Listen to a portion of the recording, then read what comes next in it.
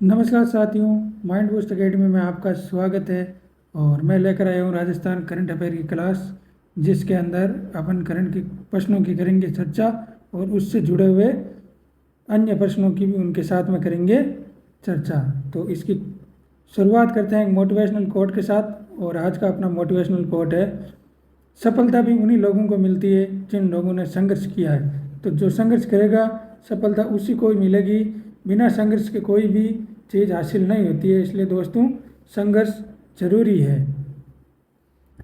अब अपन करते हैं क्लास की शुरुआत। और कल जो क्लास थी उसका पहले 5 क्वेश्चनों का करेंगे रिवीजन, और उसके बाद में आज के करंट के प्रश्नों की करेंगे अपन शुरुआत। तो रिवीजन के अंदर पहला प्रश्न है, पीएम कुसुम योजना के कंपोनेंट ए के क्रियान्वयन में राजस्थान का देश में कौन सा स्थान है? तो राजस्थान का देश में प्रथम स्थान है। देश का पहला अंतर्राष्ट्रीय स्तर का चर्म रोग संस्थान इंस्टीट्यूट ऑफ डर्मेटोलॉजी राजस्थान के किस अस्पताल में बनकर तैयार हुआ है?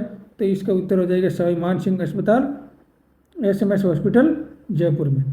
तीसरे क्वेश्चन की बात करें तो वो है, हाल ही में राष्ट्रपति पुरस्कार से सम्मानित वरिष्ठ लोक गायिका राजकुमारी मारू का निधन हो गया है। आजीवन किस संगीत संस्था से जुड़ी रही? तो ये जुड़ी रही थी श्री संगीत भारती इस संस्था से। ये संस्था कहाँ पर है? तो ये संस्था है बीकानेर में। अब अगली मैं बात करूँ तो 19वीं राज्य स्तरीय जूनियर बालक बालिका वुशु प्रतियोगिता का आयोजन राजस्थान के किस जिले में किया गया? तो उसका आयोजन किया गया था दोस्तों बीकानेर जिले में। अगला क्वेश्चन है, राजस्थान के किस शहर में मार्च 2026 में 3 दिवसीय इंडिया बिल्ड एक्सपो 2026 का आयोजन किया गया? तो यह आयोजन किया गया उदयपुर में, और ये किया गया था 27 से 29 मार्च तक, 26 तक।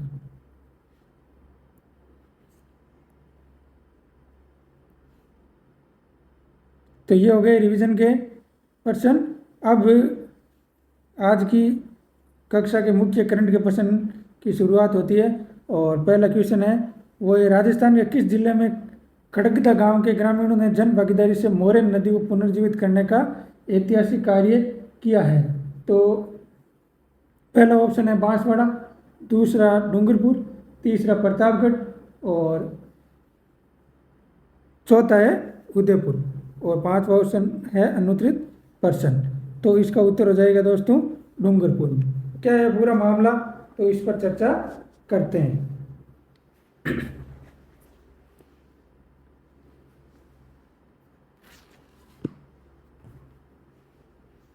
तो दोस्तों, बात आती है माही नदी की। किसकी? माही नदी की। माही नदी की मैं बात करूं तो इसका उद्गम होता है मध्य प्रदेश। कहाँ से? मध्य प्रदेश। राजस्थान में प्रवेश करती है खादू गांव बांसवाड़ा से।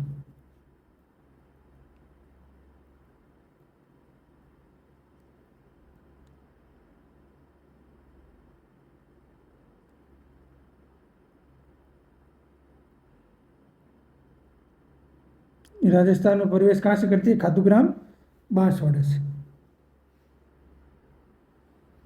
अब मैं बात करूं तो इसकी एक सहायक नदी है, सहायक नदी। उसका क्या नाम है? तो उसका नाम है मोरेन नदी। कौन सी नदी?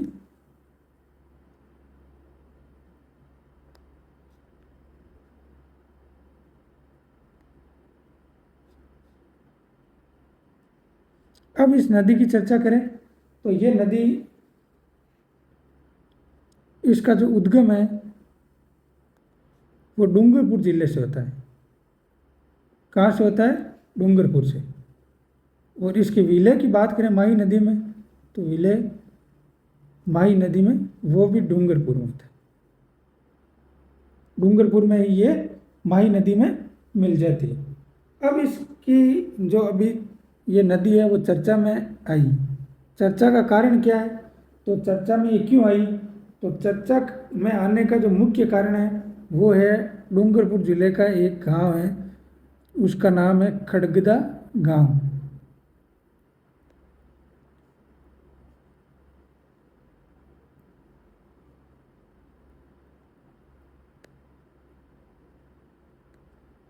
इस खड़गदा गांव डूंगरपुर की मैं बात करूं तो इस मोरेन नदी पर डूंगरपुर में खड़गदा गांव है, वहाँ पर ये नदी बिल्कुल सूख चुकी थी।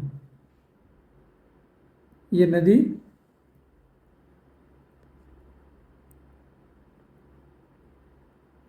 सूख चुकी थी दोस्तों। तो इस नदी को ग्रामीण लोगों ने मिलकर इस नदी को पुनर्जीवित किया है। ग्रामीणों ने मिलकर नदी को पुनर्जीवित किया।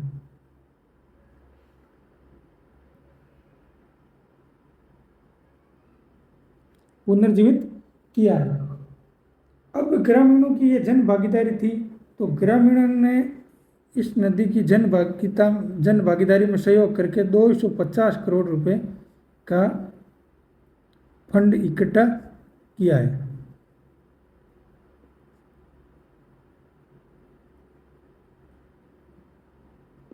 फंड इकट्ठा किया। ये किसने किया? तो ये किया ग्रामीणों ने। अब सरकारी सहायता, सरकार ने भी इसके लिए सहायता राशि की घोषणा की है। सरकारी सहायता की मैं बात करूं तो इस नदी की सरकारी सहायता के लिए अपने सीएम हैं और केंद्रीय जल शक्ति मंत्री CR पाटिल ने भी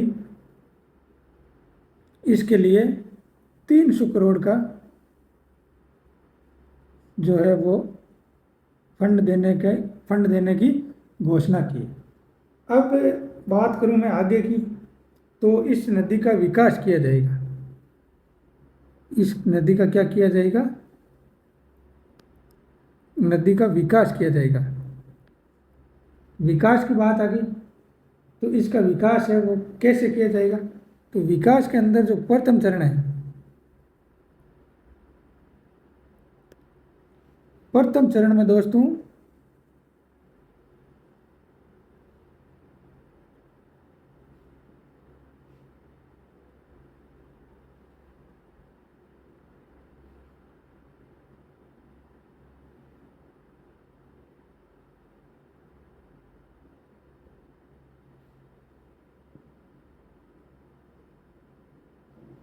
प्रथम चरण की मैं बात करूं तो प्रथम चरण के अंदर 100 करोड़ रुपए दिए जाएंगे विकास कार्यों के लिए।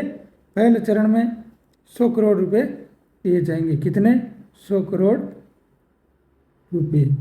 अब अगली बात करें तो इस नदी के ऊपर एक रिवर फ्रंट बनाया जाएगा। क्या बनाया जाएगा? तो वो बनाया जाएगा रिवर फ्रंट। अब रिवर फ्रंट, ये इसकी जो लंबाई है वो रिवर फ्रंट की लंबाई 2 किलोमीटर होगी। और दूसरी बात करूं तो इसमें जल भंडारण रखने के लिए खनन बंद करवाकर 40 लाख लीटर क्षमता वाला कुआं बनवाया गया। इसकी बात करें तो जल भंडारण हेतु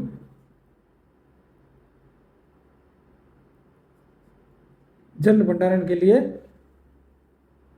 40 लाख लीटर का कुआं बनाया।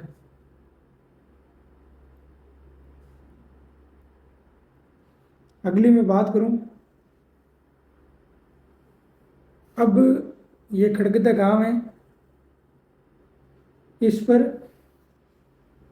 जो इस नदी के किनारे खड़गदा गांव के लोगों ने नदी के किनारे बसे हुए 64 किलोमीटर लंबे क्षेत्र के गांवों को भी इनके साथ में जागरूक किया। ये गांव अकेला ही नहीं था दोस्तों, इस गांव ने इस नदी के किनारे 64 किलोमीटर तक बसे हुए सारे और सभी ग्रामों को इसके अंदर शामिल होने के लिए जागरूक किया।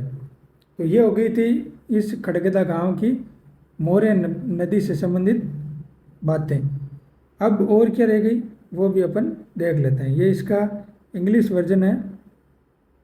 इन which district of Rajasthan the villages of Khadgada village have accomplished the historic task of reviving the Moren river through public partnership. तो इसका उत्तर हो जाएगा डूंगरपुर। मोरेन नदी पुनरुद्धार डूंगरपुर बांसवाड़ा। मोरैन नदी की बात करें तो उद्गम डूंगरपुर से, विलय डूंगरपुर में माही नदी में। स्थान की बात करें तो खड़गदा गांव डूंगरपुर जिला के ग्रामीणों ने मिलकर लगभग सूख चुकी इस नदी को पुनर्जीवित किया। जन भागीदारी के माध्यम से करीब 2.5 करोड़ रुपए का फंड जुटाया और खुद नदी की सफाई की। सरकारी सहायता की बात करें तो मुख्यमंत्री भजनलाल शर्मा और केंद्रीय जल शक्ति मंत्री CR पाटिल ने भी नदी विकास के लिए 300 करोड़ रुपए देने की घोषणा की है। विकास कार्य और योजना की बात करें तो प्रथम चरण के अंदर 100 करोड़ रुपए दिए गए। रिवर फ्रंट की बात करें तो 2 किलोमीटर लंबा रिवर फ्रंट बनाया जाएगा। जल भंडारण की बात करें तो 10 लाख लीटर क्षमता वाला कुआं बनवाया जाएगा। खड़गदा गांव के लोगों ने नदी किनारे बसे 64 किलोमीटर क्षेत्र के गांवों को भी जागरूक किया। अब अगले क्वेश्चन की बात करें तो अगला क्वेश्चन है, हाल ही में किस संस्था को स्मार्ट गैस वितरण में IoT आधारित तकनीक के प्रभावी उपयोग के लिए राष्ट्रीय स्तर के डायमंड अवार्ड से सम्मानित किया गया?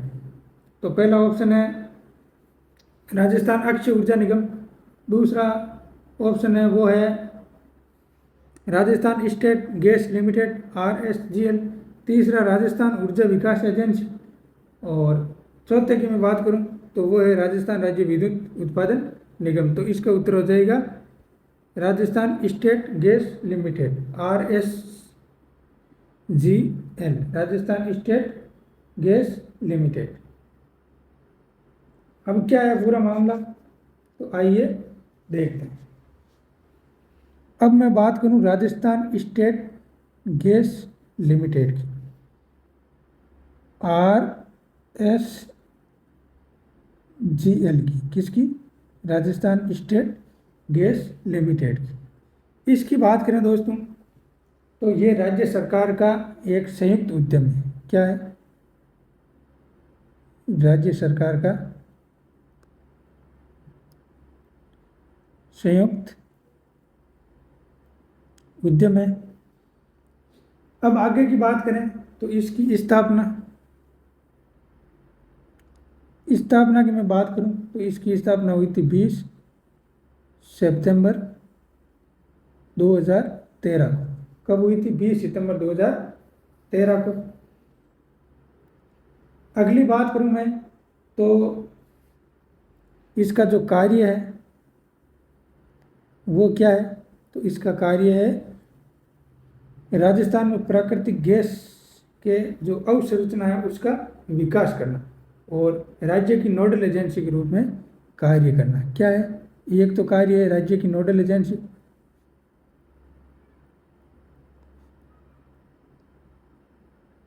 दूसरी बात करूं तो जो प्राकृतिक गैस है उसकी अवसंरचना का विकास करना। अब अगली मैं बात करूं तो इसको ये राजस्थान जो गैस स्टेट गैस लिमिटेड है RSGL, इसको अभी दोस्तों एक अवार्ड दिया गया। कौन सा अवार्ड दिया गया? तो वो अवार्ड दिया गया डायमंड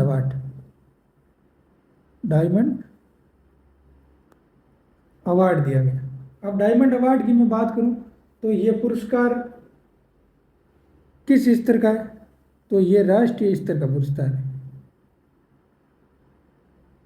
राष्ट्रीय स्तर का प्रतिष्ठित पुरस्कार है। अगली मैं बात करूं तो ये क्यों दिया गया? तो ये स्मार्ट गैस वितरण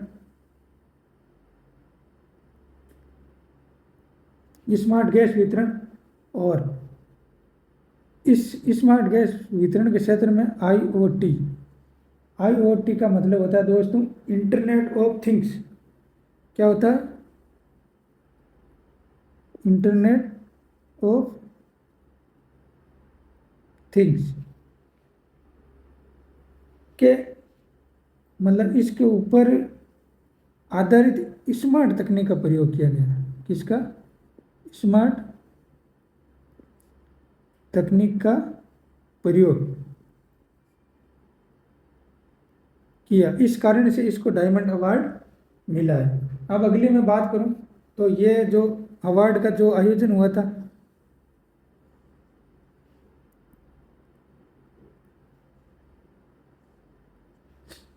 ये अवार्ड वितरण का जो आयोजन है वो कहाँ पर हुआ, तो ये आयोजन हुआ था दोस्तों, वो हुआ था नई दिल्ली में। नई दिल्ली में कहाँ पर हुआ था, तो नई दिल्ली में। अब पुरस्कार प्राप्तकर्ता की बात करें तो प्राप्तकर्ता ये किसने प्राप्त किया था, इस राज्य सरकार का जो संयुक्त उद्यम है RSGL उसकी तरफ से, तो ये पुरस्कार प्राप्त किया था, इसके उप महाप्रबंधक है, उनका नाम है विवेक श्रीवास्तव और CP चौधरी। किन किन ने किया था, तो वो है विवेक श्रीवास्तव,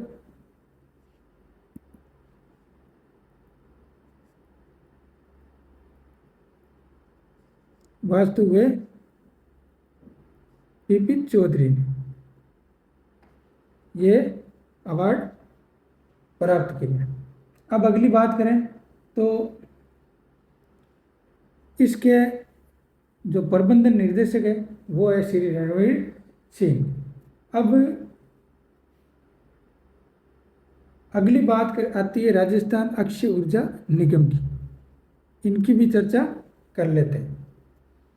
तो राजस्थान अक्षय ऊर्जा निगम की स्थापना दोस्तों कब की गई, तो राजस्थान अक्षय ऊर्जा निगम की स्थापना की मैं बात करूं तो दो पहले अपने को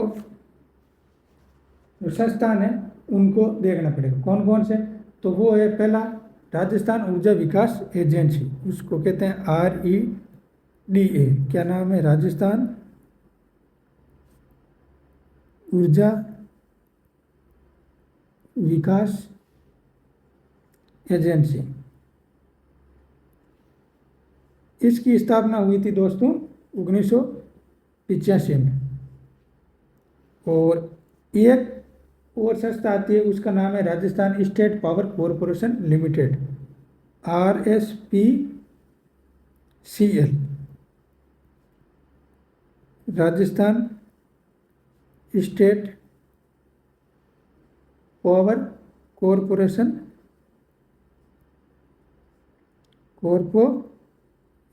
लिमिटेड।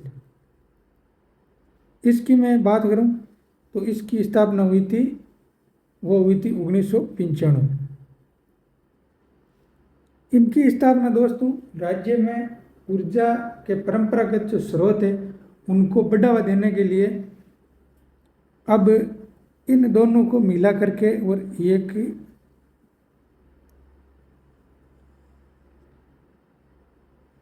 संस्था की स्थापना की, और उसका नाम है दोस्तों राजस्थान अक्षय ऊर्जा निगम लिमिटेड। इन दोनों को मिला करके और 9 अगस्त 2002 को राजस्थान अक्षय ऊर्जा निगम की स्थापना की गई। कब की गई, तो 9 अगस्त 2002 को राजस्थान अक्षय ऊर्जा निगम की स्थापना की गई। कब की गई,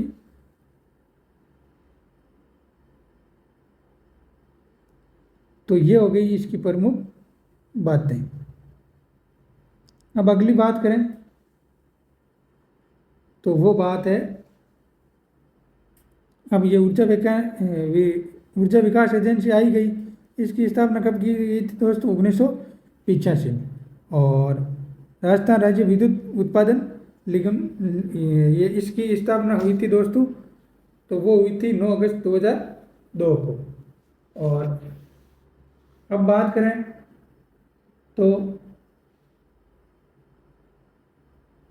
इसकी क्या क्या मुख्य बातें हैं तो वो देख लेते हैं।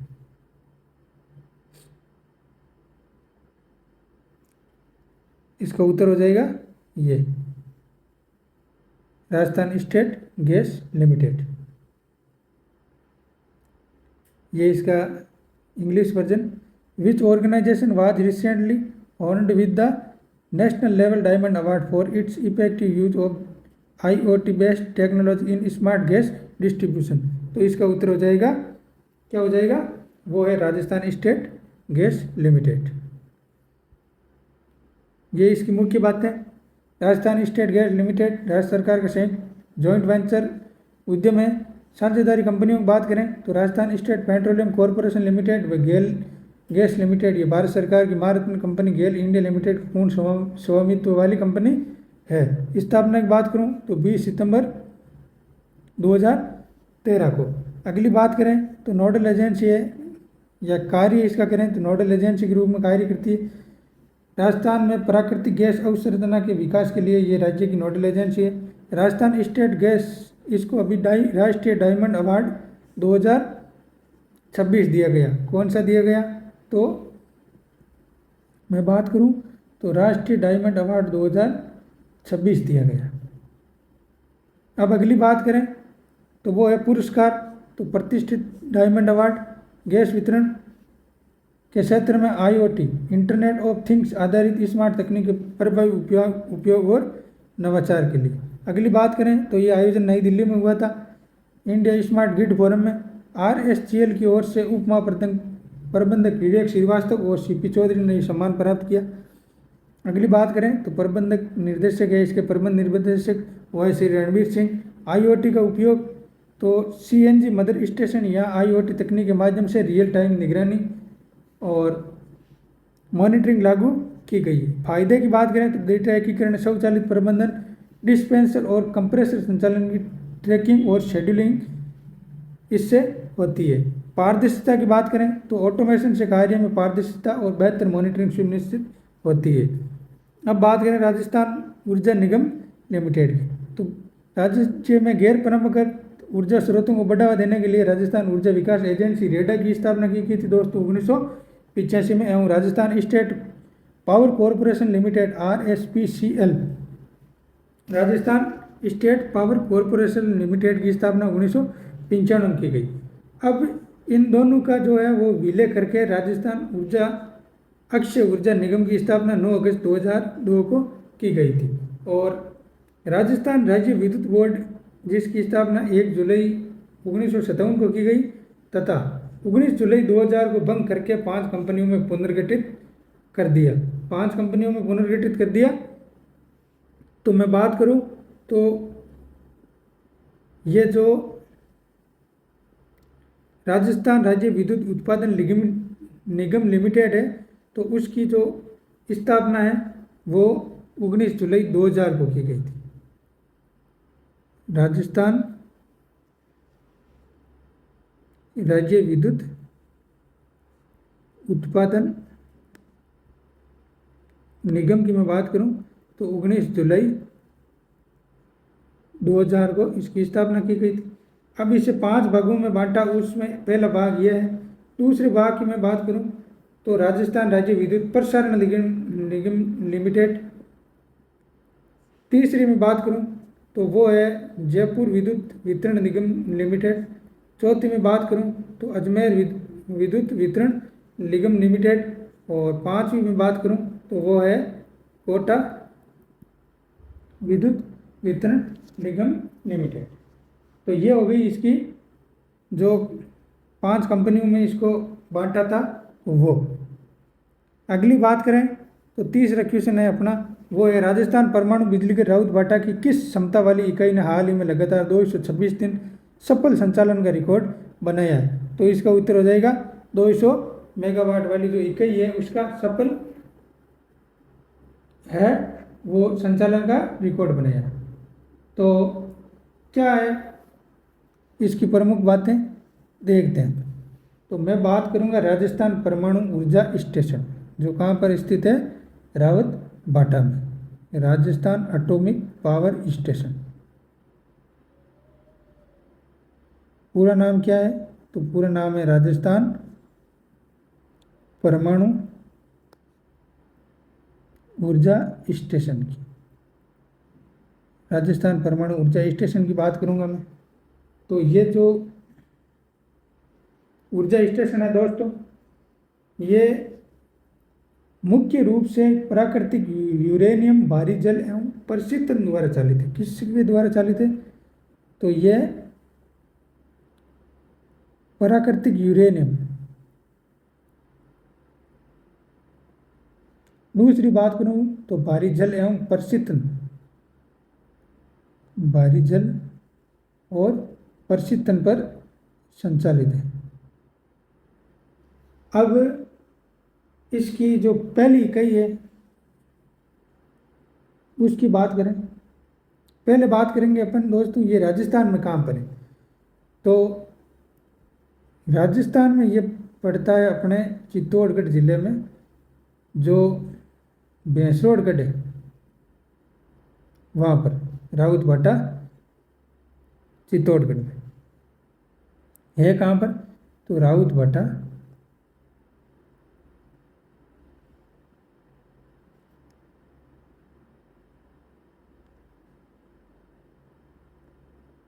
राउत भाटा चित्तौड़गढ़ जिले में पड़ता है। अगली मैं बात करूं तो इसकी पहली जो फर्स्ट इकाई है उसका संचालन तो वो किया गया था अगस्त 1972 में।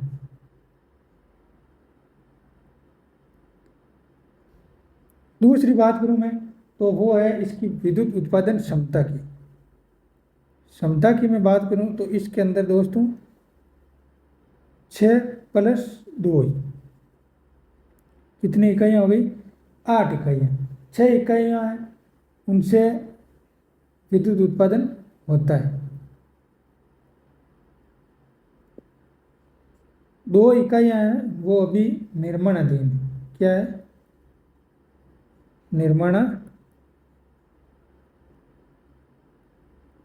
निर्माणाधीन। अगली मैं बात करूं तो वो है इसकी जो कुल स्थापित क्षमता है वो है 1180 मेगावाट। अगली मैं बात करूंगा तो इसकी स्थापना है दोस्तों कनाडा देश के सहयोग से। इसकी स्थापना किस देश के सहयोग से की गई थी? तो कनाडा देश के सहयोग से इसकी स्थापना की गई थी। अब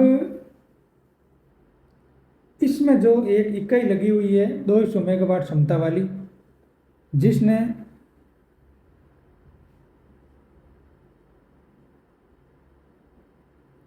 इकाई है 200 मेगावाट वाली, इसने क्या किया है? तो इसने 226 दिनों तक लगातार संचालन करके रिकॉर्ड बनाया। तो ये हो गई इसकी प्रमुख बातें।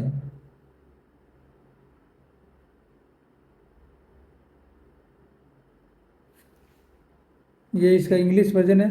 विच unit of Rajasthan atomic power station Rawatbhata recently achieved a record of 226 constitutive days of successful operation. तो 226 इसने दिनों का जो रिकॉर्ड बनाया है वो कौन सी इकाई द्वारा सफल संचालन करते? 200 मेगावाट। क्या है इसकी प्रमुख बातें? तो यहाँ भी अपन देख लेते हैं। राउत भाटा चित्तौड़गढ़ में राजस्थान परमाणु ऊर्जा स्टेशन, ये प्राकृतिक यूरेनियम भारी जल एवं प्रशीतन द्वारा चालित है। पहली इकाई की बात करें तो इसका संचालन 11 अगस्त 1972 को विद्युत उत्पादन वर्तमान में 6 इकाइयों से होता है।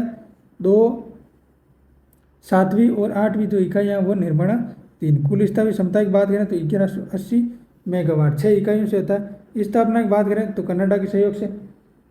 और अगली मैं बात करूं तो वो है देश के दूसरे न्यूक्लियर फ्यूल कॉम्प्लेक्स की स्थापना राउत भाटा चित्तौड़गढ़ में 9 सितंबर 2017 को की गई थी। इसमें प्रति वर्ष 500 टन यूरेनियम फ्यूल बंडल बनेंगे। सफलता की बात करें तो राजस्थान परमाणु बिजली घर की 200 मेगावाट क्षमता वाली इकाई ने लगातार 226 सफल दिनों का संचालन करके रिकॉर्ड बनाया है। ऐतिहासिक महत्व की बात करें तो 16 साल बाद ऐसा हुआ है जब किसी इकाई ने 200 दिनों से अधिक लगातार संचालन किया हो। इससे पहले इस इकाई ने 303 दिनों का रिकॉर्ड बनाया था, जिसे अब पार करने की उम्मीद है। सहयोग की बात करें तो निर्माण कनाडा के सहयोग से शुरू हुआ था, लेकिन बाद में भारतीय वैज्ञानिकों ने इसे स्वदेशी तकनीक से पूरा कर आत्मनिर्भरता का उदाहरण पेश किया। राजस्थान की बात करें तो इसमें जो बिजली है उसका हिस्सा है 50%। ये इम्पोर्टेंट है दोस्तों, तो इसको ध्यान से पढ़ लेना। अगली बात करें प्रभाव की, तो इससे राज्य में ऊर्जा आपूर्ति में स्थिरता आती है और उद्योग घरेलू उपभोक्ता को राहत मिलती है। सुरक्षा की बात करें तो निर्देशक डी सुब्बा राव के अनुसार यह उपलब्धि मजबूत संचालन प्रणाली और सुरक्षा मानकों का प्रमाण है। तो यह हो गई थी इसकी प्रमुख बातें राउत बाता चित्तौड़गढ़ की। अगला क्वेश्चन है, बीकानेर में आयोजित 19वीं जूनियर राज्य वुशु प्रतियोगिता में कौन सा जिला ओवरऑल चैंपियन बना है। तो मैं बात करूं पहला ऑप्शन, तो पहला ऑप्शन है हनुमानगढ़ जिला। दूसरे की मैं बात करूं तो दूसरा है बीकानेर। तीसरे की बात करूं तो वो है जयपुर। चौथे की बात करूं तो वो है चूरू। तो इसका उत्तर हो जाएगा दोस्तों जयपुर जिले ने। कौन सा चैंपियन बना, तो जयपुर जिला। क्या है इसकी प्रमुख बातें, तो बात करेंगे राष्ट्रीय 19वीं जूनियर राज्य वुशु प्रतियोगिता की। किसकी, तो मैं बात करूंगा 19वीं जूनियर राज्य वुशु प्रतियोगिता। अब इस प्रतियोगिता जो है वो कहाँ पर आयोजित हुई थी, तो ये प्रतियोगिता आयोजित हुई थी दोस्तों बीकानेर। कहाँ पर, तो ये प्रतियोगिता जिसका आयोजन हुआ था करणी सिंह स्टेडियम बीकानेर में। करणी सिंह स्टेडियम बीकानेर। अब अगली मैं बात करूं तो इसका आयोजन हुआ था 27 मार्च से 29 जनवरी को। कब हुआ था, 27 मार्च से 29 जनवरी को। इसके उद्घाटन की बात करें तो उद्घाटन किया था दोस्तों डीआईजी भुवन भूषण यादव ने। किसने, डीआईजी भुवन भूषण यादव ने। अब अगली मैं बात करूं तो इसके जो बीकानेर में जो ये आयोजित हुई इस प्रतियोगिता के अंदर दोस्तों ओवरऑल चैंपियन की बात करें, किसकी, ओवरऑल चैंपियन की। ओवरऑल चैंपियन की बात करें तो जयपुर की टीम थी, उसने बहुत 172 अंकों के साथ ओवरऑल चैंपियन बनी। ओवरऑल चैंपियन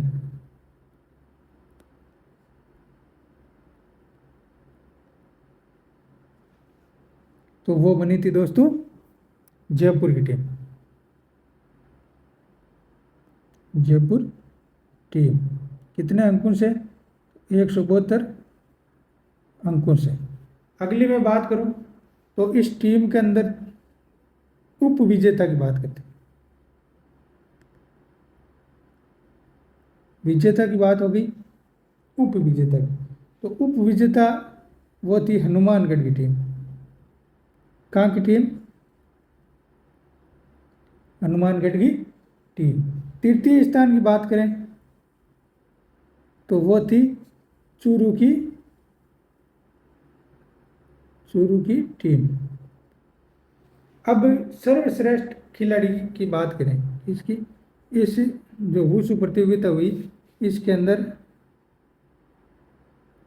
सर्वश्रेष्ठ खिलाड़ी की मैं बात करूं तो वो है बालक वर्ग में।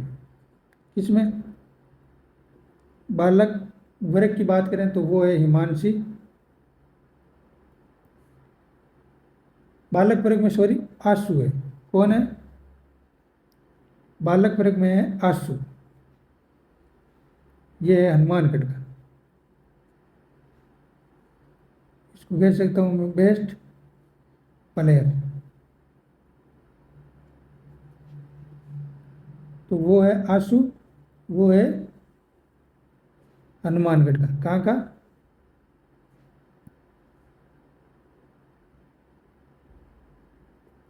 हनुमानगढ़ का। बालिका वर्ग की बात करूं, बालिका वर्ग की, तो वो है हिमांशी नेगी। कौन? हिमांशी नेगी। ये कहाँ की है? तो ये है दोस्तों जयपुर की। अगली मैं बात करूं तो इस जो प्रतियोगिता है वो उसका आयोजन मैंने यहाँ पे बता ही दिया, 27 से 29 मार्च को हुआ था।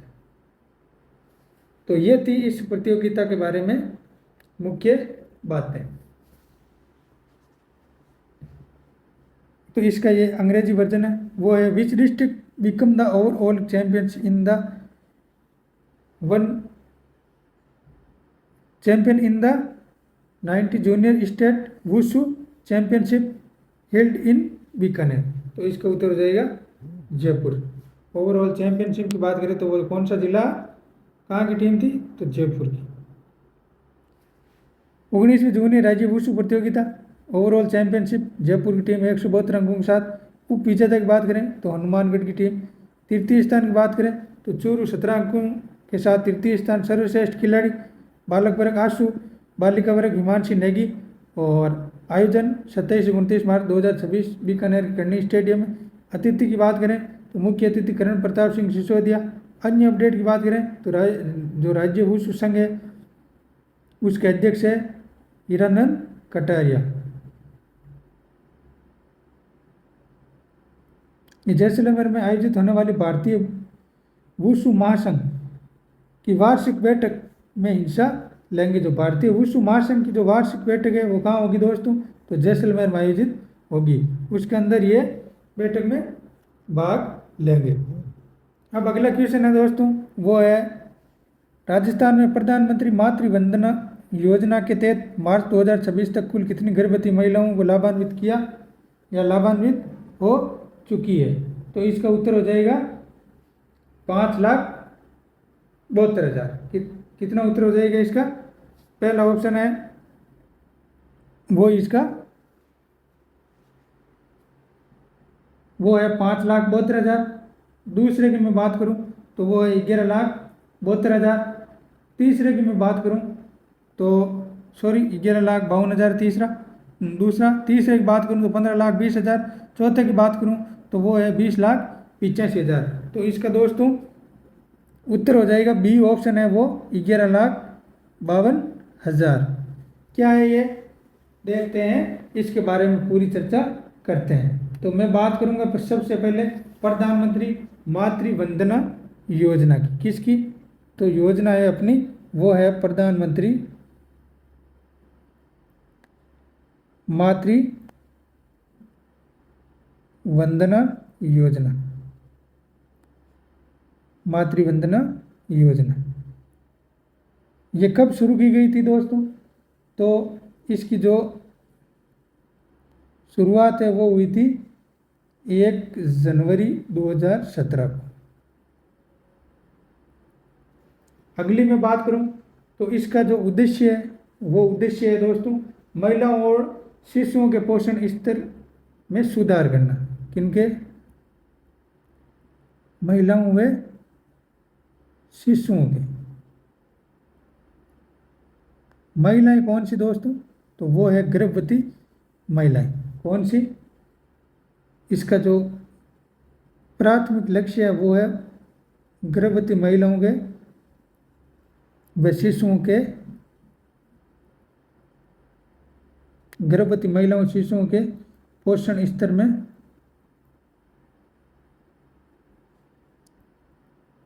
पोषण स्तर को सुधारना। ये इसका क्या है? मुख्य लक्ष्य। अब पात्रता की बात करें इस योजना में तो पात्रता में दोस्तों 1 जनवरी 2017 से या उसके बाद जीवित जो जन्मे पहले जीवित बच्चे वाली गर्भवती महिलाएं एवं धात्री माताएं इस योजना के लिए पात्र हैं। 1 जनवरी 2017 के या उसके बाद जो जीवित जन्मे पहले जीवित बच्चे वाली गर्भवती महिलाएं एवं धात्री माताएं।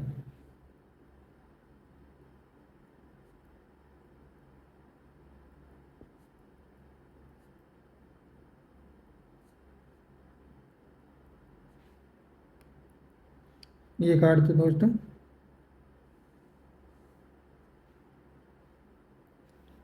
तो इसके अंदर जो पात्रता में क्या है, तो 1 जनवरी या 2017 को या उसके बाद जो जन्म में पहले जीवित बच्चे वाली जो महिलाएं एवं जो माताएं हैं वो इस योजना के लिए पात्र है। अब दूसरी बात करूं मैं, तो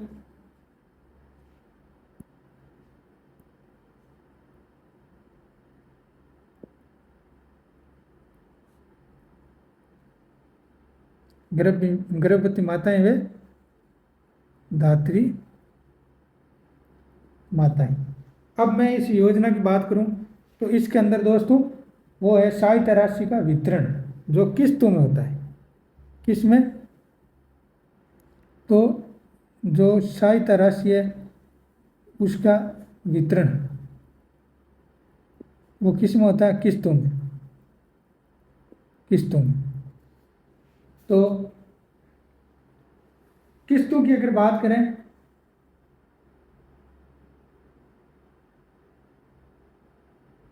तो पहली किस्त की बात करें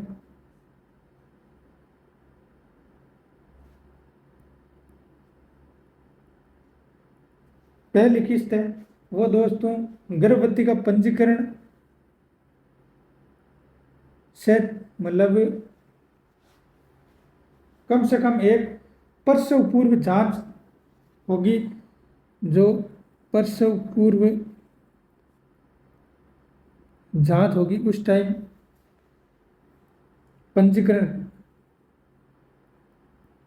पंजीकरण होना चाहिए। उसके अंदर जो पहली किस्त है उसकी मैं राशि की बात करूं तो 3,000 रुपये जमा होंगे प्रसव पूर्व जांच। दूसरी में बात करूं तो दूसरी किस्त है वो प्रसव पंजीकृत होना चाहिए और बच्चे को 14 सप्ताह की आयु तक सभी आवश्यक टीके लग चुके हो। दूसरी जो किस्त है वो जो प्रसव है वो पंजीकृत होना चाहिए,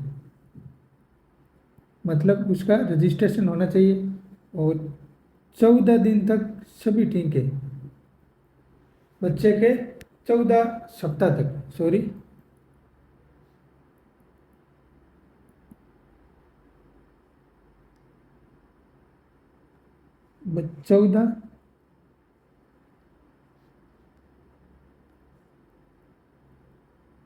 सप्ताह तक सभी टीके लगने पर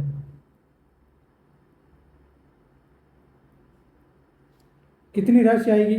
तो वो राशि आएगी 2,000। कितनी आएगी? 2,000 रुपये। अगली में बात करूं तो वो है दोस्तों तीसरी किस्त। कौन सी किस्त? तो वो आती है तीसरी किस्त की। तो तीसरी किस्त कब मिलती है दोस्तों? तो तीसरी किस्त मिलती है दूसरे बच्चे के जन्म पर। बच्चे के जन्म पर मिलती है और वो भी कैसे मिलती है? जब बालिका का जन्म होता है। दूसरे बच्चे हेतु केवल बालिका होने पर।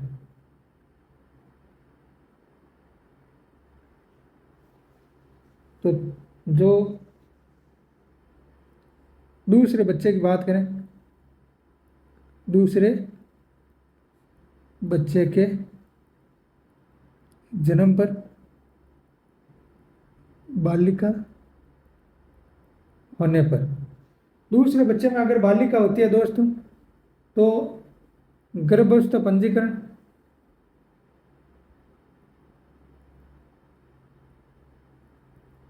पंजीकरण होना चाहिए, प्रसव पूर्व जांच होनी चाहिए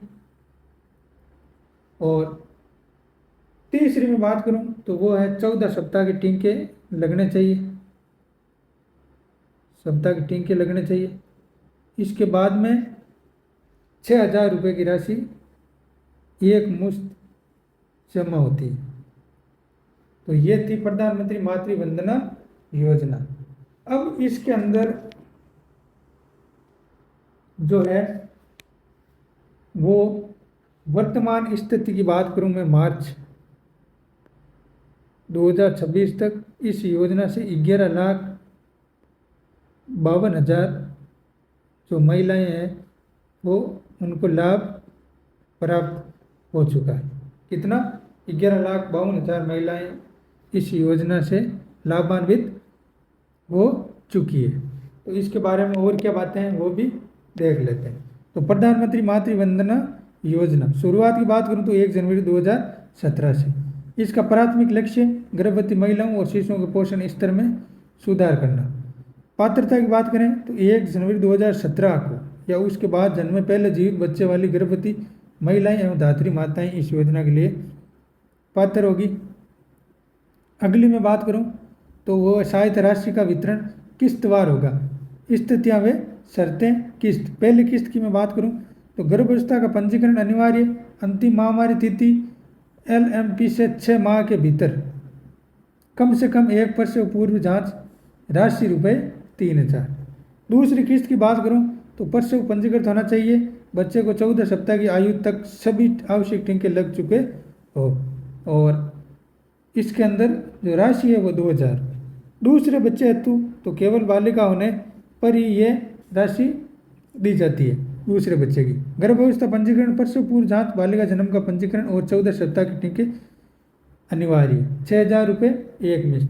अब बात करते हैं बजट 2024-25 में जो घोषणाएं हुई थी उसकी। कुल लाभ वृद्धि वर्ष 2024-25 में सहायता राशि को बढ़ाकर 6500 करने की घोषणा की गई।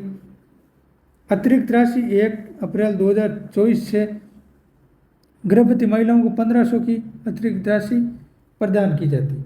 अब इन दोनों की राशि दोस्तों 5,000 थी तो इसमें 1500 की जो वृद्धि करके और दोनों की राशि को 6500 रुपये कर दिया है। 1500 रुपये 1 अप्रैल 2024 से गर्भवती महिलाओं को 1500 की अतिरिक्त राशि प्रदान की जा रही है। दिव्यांग लाभार्थी की बात करें तो 1 सितंबर 2024 से दिव्यांग गर्भवती महिलाओं के लिए राशि 6500 से बढ़ाकर 10,000 कर दी है दोस्तों। बजट प्रावधान की बात करें तो इस योजना के विस्तार हेतु 90 करोड़ का व्यय प्रस्तावित किया है। ये कौन से बजट की बात हो रही है? 2024-25 की। अब राजस्थान में अब तक मार्च की बात करूं मैं, मार्च 2026 तक की ये स्थिति है दोस्तों। उसके अनुसार 11,52,000 से अधिक गर्भवती महिलाएं इस योजना से लाभान्वित हो चुकी है।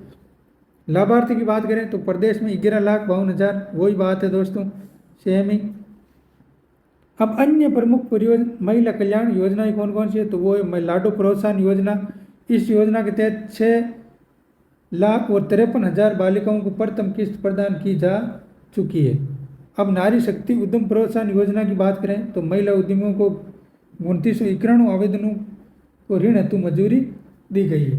तो ये हो गई थी अपने आज की राजस्थान समसामयिकी की क्लास।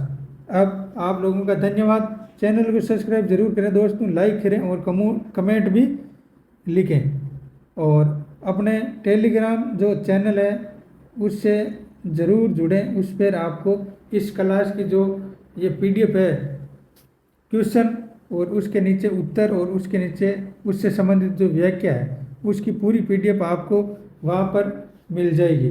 तो चैनल को सब्सक्राइब जरूर करना दोस्तों और टेलीग्राम जो चैनल है उसको भी ज़रूर ज्वाइन करना और जुड़े रहना। कल फिर मिलेंगे इसी राजस्थान करंट अफेयर की क्लास के साथ।